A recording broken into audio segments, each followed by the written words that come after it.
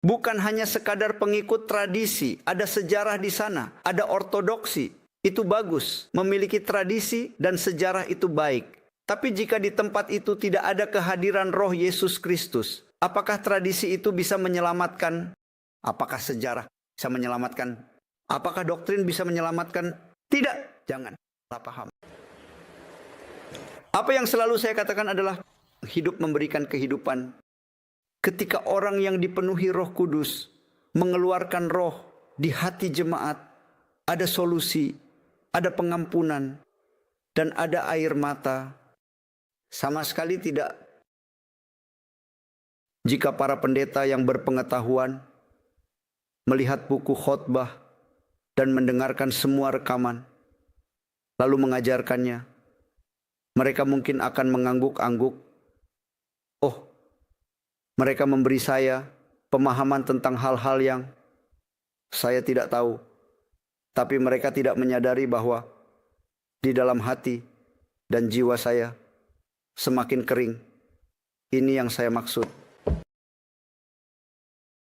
Seharusnya menjadi hamba Tuhan yang bisa menyampaikan firman Tuhan dari mimbar.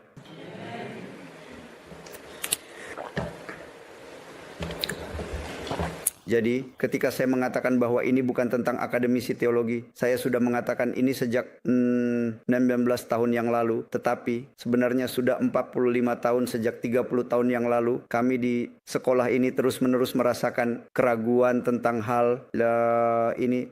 Melihat sosok para teolog di sekolah kami, melihat kondisi seminari kami, dan juga melihat sosok para profesor di sekolah teologi universitas lain, serta melihat bagaimana sinode beroperasi.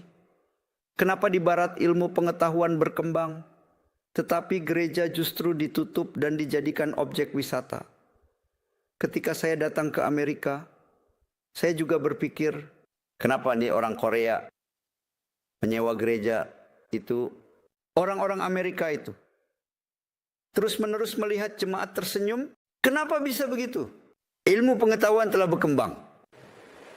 Setelah itu muncul keraguan dalam diri saya dari para pendeta dan para teolog. Saya menyadari sendiri bahwa saya telah mengagungkan ilmu pengetahuan lebih dari Tuhan